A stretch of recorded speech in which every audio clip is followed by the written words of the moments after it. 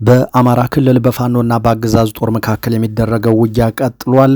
ጀነራሉ የጨበጣ ውጊያ እያደረግን ነው ሲሉ አረጋግጠዋል። የአማራ ፋኖ ደግሞ በተለያዩ ግንባሮች ድል ቀንቶኛል ብሏል። ይህንን ጉዳይ በዝርዝር ወደ እናንተ ለማቅረብ ይዘነዋል። በሌላ በኩል የአማራ ፋኖ አጠቃላይ አንድነቱን በቅርቡ ይፋ እንደሚያደርግ አረጋግጧል። ከሰሞኑ ጀነራል ተፈራ ማሞን ጨምሮ ከፍተኛ የፋኖ አመራሮች የአማራ ፋኖ አንድ ሆኖ ወደ 4 ኪሎ የሚያደርገውን ጉዞ ሀብሎ እንደሚጀምር ፍንጭ መስጠታቸው ይታወቃል። ይህንን በተመለከተም አስደሳች መረጃ ደርሶናል፣ ትሰሙታላችሁ። ሰላም ጤና ይስጥልን። በመላው ዓለም ክፍል ሆናችሁ ዝግጅታችንን የምትከታተሉ ክቡራትና ክቡራን የኢትዮስ ሚዲያ ቤተሰቦች እንደምንቆያችሁ፣ እነሆ ከተለያዩ ታማኝ መረጃ ምንጮች የደረሱንን አዳዲስ መረጃዎች ይዘን ቀርበናል። ለቻናላችን አዲስ የሆናችሁ ካላችሁ ሰብስክራይብ አድርጉ፣ ቪዲዮውንም ላይክና ሼር በማድረግ ጀምሩ። በቀጥታ ወደ መረጃዎቹ አለፍን። እስከ መጨረሻው ተከታተሉን። የአማራ ሕዝብ የገጠመው ውስብስብ ጦርነት ከመሆኑ በላይ ፕሮጀክቱ አማራ አልባ ኢትዮጵያን የመፍጠር ነው ሲሉ የፋኖ አደረጃጀቶች አስታወቁም። በጎጃም ሰሞኑን በአገዛዙ ጦር በርካታ ንጹሐን የተገደሉባት ብራቃት ከባድ ውጊያ እየተደረገባት ይገኛል ነው የተባለው። በሌላ በኩል ያገዛዙ ሌትናንት ጀነራል በላይ ስዩም በበኩላቸው ሰራዊታችን የተቃጣበትን የክህደት ጥቃት መክቶ እስከ ጨበጣ የተዋጋ ጠላትን የደመሰሰ ኃይል ነው ሲሉ ገልጸዋል። በአማራ ክልል በአገዛዙ የተከፈተው ጦርነት በተለያዩ አካባቢዎች የቀጠለ መሆኑ ሲታወቅ የፋኖ አደረጃጀቶች በጋራ በሰጡት መግለጫ ደግሞ የአማራ ሕዝብ ውስብስብ ጦርነት ገጥሞታል ሲሉ አስታውቀዋል። አክለውም የአብይ አህመድ አገዛዝ አማራ አልባ ኢትዮጵያን የመፍጠር ፕሮጀክት ይዞ እየመራ ይገኛል ሲሉ ወንጅለዋል። ካለፉት የጥፋት ኃይሎች የቀጠለው የአብይ አህመድ የጥፋት ዘመን መጋቢት 24 2017 ዓ.ም 7ኛ ዓመቱን አስቆጥሯል ሲሉ ያስታወቁት የፋኖ አደረጃጀቶቹም በሌላ በኩል አማራን ከ500 ዓመት የውድቀትና የውርደት ዘመን በኋላም በዚህኛው ትውልድ ነቅቶ ተደራጅቶ ታጥቆና የመከራ መሻገሪያ ርዮትን ሰንቆ ተነስቷል ሲሉም ገልጸዋል። አብይ አህመድ የአማራ ሕዝብ አንድነት አንገት ኖሮት በአንድ ጊዜ በአንድ ቅጽበት በአንዳች ሰይፍ ቆርጦ ጥሎ ቢገላገል ደስታውን መሸከም የማይችል የ21ኛው ክፍለ ዘመን የኢትዮጵያ ካሊቡላ ነው ያለው የአደረጃጀቶቹ መግለጫ። በዚህም አሁን ላይ እየወጋና እየጨፈጨፈ የሚገኘው ይህንን ታሳቢ አድርጎ ነው ይላሉ። ጉዳዩ ተራ ፖለቲካና ግብግብ አይደለም የሚሉት አደረጃጀቶቹም የአማራ ሕዝብ እየተከላከለ ያለው ጦርነት ጥልቅ የማንነት፣ የባህል፣ የታሪክና የእሴት ጦርነት ነው ብለዋል።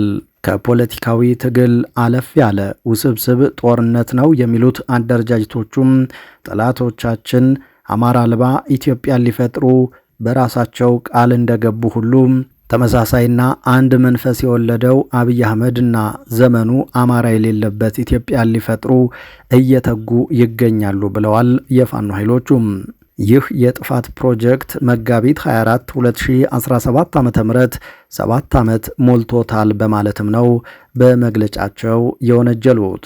የአማራ ፋኖ በጎጃም፣ የአማራ ፋኖ አንድነት በጎንደር፣ የአማራ ፋኖ በወሎ ቤት አማራ እንዲሁም የአማራ ፋኖ በሸዋ በጋራ በሰጡት መግለጫ አሁን ነቅተናል፣ ተደራጅተናል፣ ህልውናችን የምናረጋግጥበት ዘመን ሩቅ እንደማይሆን ከተረዳን ውለን አድረናል ብለዋል። የፋኖ አደረጃጀቶች ጨምረውም አሁን ውስጣዊ አንድነታችንን በመዋቅር ደረጃ ማረጋገጥ ብቻ ይቀረናል፣ ይህም በቅርቡ እውን ይሆናል ሲሉ አስታውቀዋል። በሌላ በኩል በአገዛዙ ጦርና በፋኖ ኃይሎች መካከል የሚደረገው ውጊያ ቀጥሏል። መጋቢት 22 2017 ዓ.ም ከ50 በላይ ንጹሐን በአገዛዙ ጦር የተገደሉባት የጎጃሟ ብራቃት ከተማ ከባድ ውጊያ አስተናግዳለች ተብሏል። በዛም በፋኖ ኃይሎች በሜጫ ብራቃት፣ መራዊና ፍጣ እንዲሁም በአጎራባች የይልማና ዴንሳ ወረዳ አካባቢዎች በአገዛዙ ጦር ላይ ከፍተኛ ሰብአዊ ጉዳት ያደረሰ ውጊያ መክፈታቸውን የታወቀው በይልማና ዴንሳ ወረዳ አግታ እንዲሁም ፍጣ ከተማ ትናንት ቀኑን ሙሉ ውጊያው በከባድ ሁኔታ ነበር የቀጠለው የሚሉት ነዋሪዎቹም ከ70 በላይ ያገዛዙ ወታደሮች መገደላቸውንም የፋኖ የመረጃ ምንጮች ጨምረው ነግረውናል። የብራቃት የንጹሐን ግድያ በፋኖ ላይ ከፍተኛ ቁጣ መቀስቀሱን የሚናገሩት የፋኖ የመረጃ ምንጮች ይህንን ተከትሎ በሰሜን ሜጫ ወረዳ መራዊ ብራቃት ከተማ፣ ፍጣ ሚካኤል፣ አጣሪ፣ ጋፊት ገብርኤልና ሌሎች አካባቢዎች ከባድ ውጊያ መደረጉን አመልክተዋል። በፋኖ የማጥቃት እንቅስቃሴ ከፍተኛ ያገዛዙ ጦር ከብራቃትና ፍጣ ሚካኤል ለቆ መሸሹን የመረጃው ምንጮች ተናግረዋል። በተመሳሳይ በትናንትናው ዕለት በዳንግላ ከተማ አባድር አካባቢ በተደረገ ውጊያ ያገዛዙ ጦር ከፍተኛ ሰብአዊና ቁሳዊ ጉዳት ከማስተናገድ ባሻገር በአካባቢው ጥሎት የነበረውን ኬላ ጥሎ መሸሹም ነው የታወቀው። በዚሁ አካባቢ ጽርጊና ችጓሊ ከተባሉ ያገዛዙ ጦር ምሽግ ቀጠናዎች ጠፍተው የወጡ በርካታ የአድማ ብተና ፖሊስ አባላት የፋኖ ኃይሎችን መቀላቀላቸውንም የመረጃው ምንጮች ጨምረው ገልጸዋል። በዛሬው ዕለት ደግሞ በምስራቅ ጎጃም ዞን ደብረ ኤልያስ ወረዳ የፋኖ ኃይሎች በወሰዱት እርምጃ የወረዳው የጸጥታ ዘርፍ ኃላፊና አጃቢዎቹ መገደላቸውን የመረጃው ምንጮች አረጋግጠዋል። በተያያዘም በወሎ ቀጠና መቄት ወረዳ አረቢት ከተማ ላይ የፋኖ ኃይሎች በፈጸሙት የደፈጣ ጥቃት ያገዛዙ ጦር አባላት ላይ ከፍተኛ ጉዳት ደርሷል ሲሉ የፋኖ የመረጃ ምንጮች ነግረውናል። በዚሁ በወሎ ቀጠና ከ50 በላይ የአድማ ብተና ፖሊስ አባላት ካገዛዙ ጥርነፋ ወጥተው የአማራ ፋኖ በወሎ ቤት አማራን መቀላቀላቸውም ተዘግቧል። በፋኖ ኃይሎች የተጠናከረ ውጊያ የተከፈተበት አገዛዙ በበኩሉ ድሮን እየተጠቀመ ጥቃት እያደረሰ ነው ይላሉ። ባለፉት 2 ቀናት ብቻ በማዕከላዊ ጎንደር ዞን በለሳ ቀጠና ስላሬ ከተማ እንዲሁም በደቡብ ጎንደር ዞን እስቴ ቀጠናና ቆማ ፋሲለደስ በተፈጸሙ ተከታታይ የድሮን ጥቃቶች 50 ያህል ሰዎች መገደላቸውን ለማወቅ ተችሏል። አገዛዙ ዛሬ በደቡብ ጎንደር ዞን እስቴ እንዲሁም ስማዳ፣ ታች ጋይንት እንዲሁም ጉና ዙሪያ ባሉ አካባቢዎች ተደጋጋሚ የድሮን ቅኝት እያደረገ እንደሚገኝም ለማወቅ ተችሏል። ጥቃቶች ሊፈጸሙ ይችላሉ በሚልም ነዋሪዎች ከፍተኛ ጭንቀትና ስጋት ላይ ወድቀዋል ተብሏል። በሌላ በኩል ያገዛዙ ጦር ዘመቻ ዋና መምሪያ ኃላፊ ሌትናንት ጀነራል በላይ ስዩም ሰራዊታችን ተፈጸመበት ያሉትን ክህደት አስመልክቶ በጨበጣ ውጊያ ጠላቶችን እየደመሰሰ ነው ሲሉ ተናግረዋል። ሌትናንት ጀነራል በላይ ስዩም ሰራዊታቸው በተሰለፈበት የውጊያ ሜዳ ጸረ ሰላም፣ ጸረ ልማትና ጸረ ዲሞክራሲ ኃይሎች ሲሉ የጠሯቸውን አካላት ከገቡበት የቀበሮ ጉድጓድ ውስጥ በመግባት ደምስሷል ሲሉ ተናግረዋል። ሌትናንት ጀነራል በላይ የት አካባቢ የሚለውን ግን በግልጽ አልተናገሩም። በሌላ መረጃ በማይናማር ከእገታ ነፃ ወጥተው የነበሩ ኢትዮጵያውያን ወደ ሀገራቸው የሚመልሳቸው አካል በመጥፋቱ ወደ አስፈሪ ካምፖች ሊመለሱ መሆኑን ተናገሩ።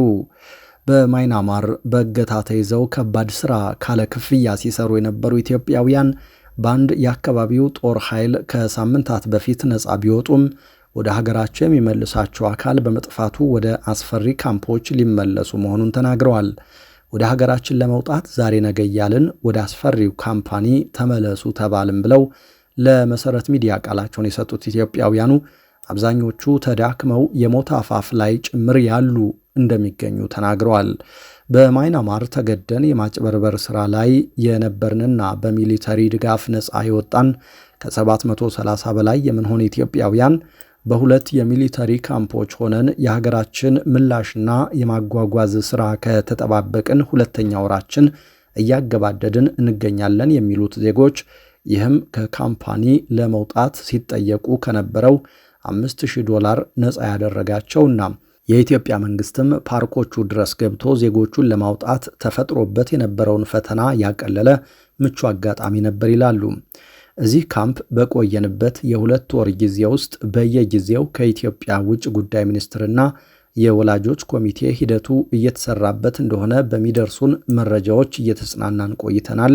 በመካከላችንም የቀዶ ጥገና የተሰራላቸውና ማገገም ያልቻሉ በተፈጥሮ አደጋ የደረሰባቸውና የሚፈሳቸው ደም አሁንም ድረስ ያላቆመ በአንጀትና አንገት ህመም ራሳቸውን ችለው መንቀሳቀስ ማይችሉና ሌሎችም ጽኑ ህሙማን እንዳሉና በቂ ሕክምና ማግኘት ማይቻልበት ጠረፍ ላይ መሆናችን ሰው እንዳናጣ እየሰጋን መሆኑን ለሚዲያዎችና ለመንግስት ተቋማት እያሳወቅን የቆየን መሆናችን ይታወቃል ብለው አስረድተዋል።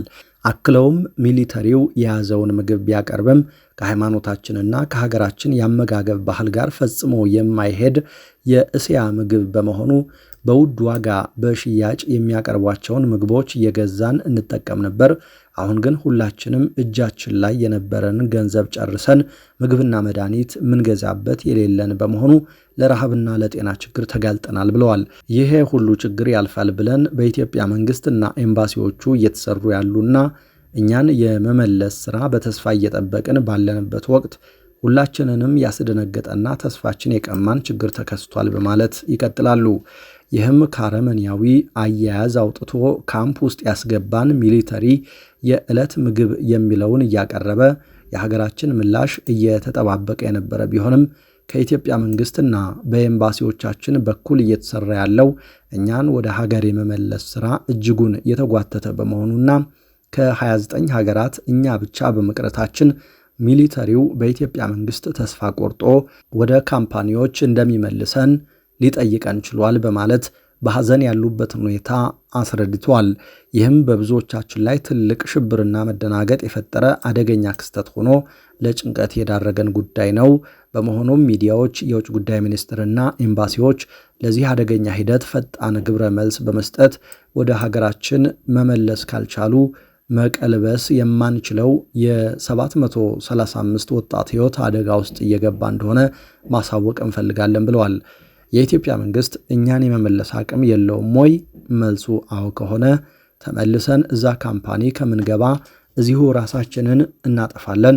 የመጨረሻ አማራጭ እሱ ነው። የመጨረሻ ዛሬ ተስፋ ቆርጠናል፣ ጭንቀታችን በርትቷል፣ ስለዚህ መልስ እንፈልጋለን በማለት ተናግረዋል። እስራኤል የተባለ አንድ ኢትዮጵያዊ አሁን በምንገኝበት ቦታ ላይ ምግብ በቀን አንዴና አልፎ አልፎ ሁለቴ ይሰጣሉ። የሚጠጣ ውሃ ስለሌለ የመጸዳጃ ውሃ ነው የምንጠጣው። የምንተኛው መሬት ላይ ነው። በረሃብና በሕክምና እጦት እያለቅን ነው።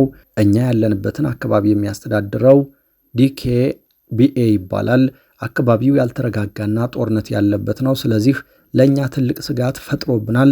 ሌሎች ሀገራት ወጥተው አለቁ። ዛሬ ራሱ ዩጋንዳ አውጥቷቸዋል። ኢትዮጵያውያን ብቻ ቀርተናል።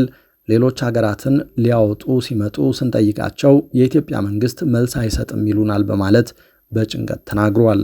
የተወደዳችሁ አድማጭ ተመልካቾቻችን ለዚህ ሰዓት የያዝናቸው አዳዲስ መረጃዎች እነዚህ ነበሩ።